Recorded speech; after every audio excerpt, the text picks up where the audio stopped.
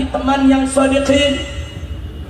Jangan cari orang-orang saudara yang ahli maksiat, yang pendusta, yang pembohong, yang penipu, yang begitu kita tinggalkan jauh-jauh. Dusta, bohong, nipu, jadikan sebagai musuh bersama kita semua, insya Allah. Nah, kemudian muncul pertanyaan supaya lebih jelas lagi, as-shodiqun itu siapa sih? Saudara, kalau kita mau lebih jelas lagi di antara ciri orang-orang yang shodiqin, buka surat Al-Hujurat ayat 15. Allah menyatakan di sana, faqala ta'ala, innamal mu'minuna alladzina amanu billahi wa rasulihi thumma lam yartabu wajahadu bi amwalihim wa anfusihim fi sabilillah ulaika humus shadiqun. Shadaqallahul azim. Luar biasa saudara. Allah definisikan siapa itu orang mukmin yang sejati dan siapa itu orang-orang yang shadiqin. Allah nyatakan saudara dalam ayat tadi, saudara, innamal mu'minun, sesungguhnya orang-orang yang beriman sejati itu adalah alladzina amanu billah. Mereka orang-orang yang beriman kepada Allah, wa rasulih, dan beriman kepada rasulnya, tsumma lam yartabu, kemudian mereka tidak pernah ragu dengan imannya. Selanjutnya kata Allah, wajahadu bi amwalihim wa anfusihim fi sabilillah, dan mereka berjihad, berjuang dengan harta mereka, dengan jiwa mereka di jalan Allah Subhanahu wa ta'ala. Itulah yang Allah sebut ulaika humus shadiqun. Mereka itulah yang disebut orang-orang yang shadiqun, orang-orang yang shadiqin, yang tadi kita diperintahkan oleh Allah, wa kunu ma'as shadiqin, hiduplah kalian bersama orang-orang yang shadiqin. Jadi siapa itu orang yang shadiqin? Orang yang beriman kepada Allah, orang yang beriman kepada Rasulullah, dan tidak pernah ragu dengan imannya. Nah, sekarang supaya lebih jelas, Bapak Ibu yang saya cintai, iman yang tanpa keraguan. Iman yang bagaimana sih? Kita saat ini baru saja selesai Idul Adha. Lalu kita bicara musim haji semacam ini, selalu kita mendengar cerita kisah tentang Nabi Ibrahim dan Nabi Ismail, putranya saudara. Yang ditunjukkan oleh Nabi Ibrahim dan Nabi Ismail di dalam hidupnya, itulah contoh iman tanpa keraguan.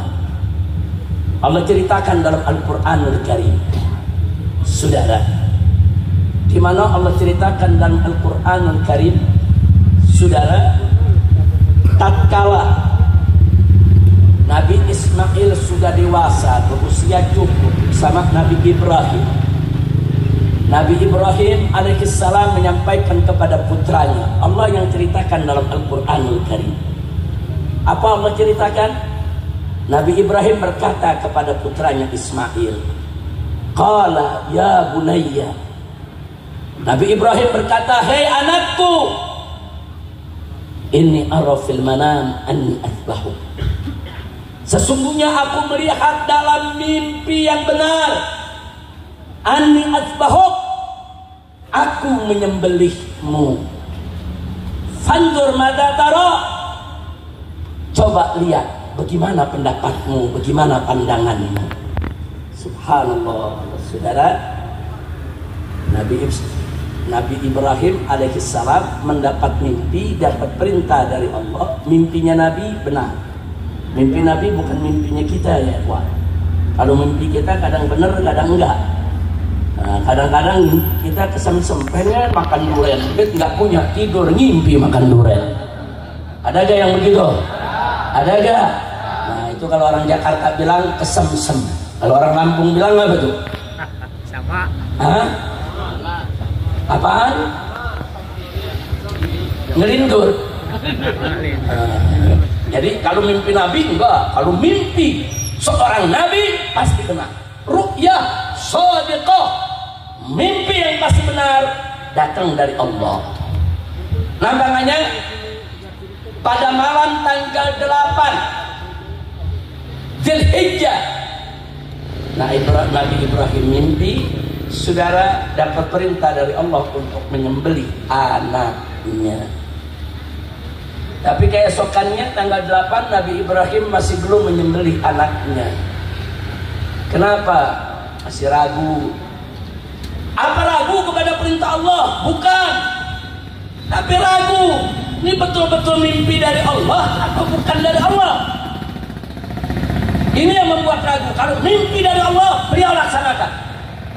Tapi kalau mimpi ini dari setan, godaan iblis, tentu beliau harus waspada, saudara.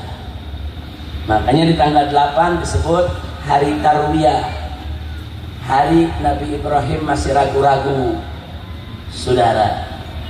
Malam tanggal 9 mimpi lagi dengan perintah yang sama. Kali ini Nabi Ibrahim tahu kalau ini mimpi bukan dari setan maupun iblis. Ini mimpi datangnya dari Allah. Artinya ini mimpi yang benar. Makanya keesokan harinya tanggal 9 disebut hari Arafah. Arafah itu dari kata Arafah ya'rifu, tahu. Ya, dia sudah tahu. Kan ini memang dari Allah, bukan dari setan, ya. Wah. Tapi belum beliau laksanakan. Kenapa? Karena ini kan menyangkut pihak lain, anaknya.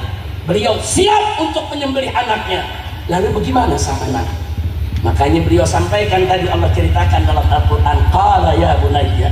Nabi Ibrahim berkata, ya bunayya, wahai putraku Ismail, inni ara fil manam, aku melihat dalam mimpiku yang benar. Ini perintah Allah, anni adbahuk, aku harus menyembelihmu. Fanzur mata tara, coba lihat bagaimana kau punya pandangan. Jadi di sini ditanya ke anaknya, apa anaknya jawab? Ya Pak, enggak nunggu besok, enggak nunggu lusa, enggak nunggu nanti dipikir-pikir dulu, enggak, langsung beliau jawab. Kala, berkatalah Ismail, ya abati, wahai ayahku, if'al ma tu'mar, kerjakan saja apa yang kau diperintahkan. Masya Allah. Wahai ayahku, kalau memang kau sudah yakin itu perintah Allah yang harus dilaksanakan, kerjakan, kerjakan. Enggak nunggu besok, saudara. Akhirnya beliau katakan, satajiduni insyaallah minas sabirin. Dengan izin Allah, kau akan dapatkan aku termasuk orang-orang yang sabar. Kalau memang sudah putusan Allah.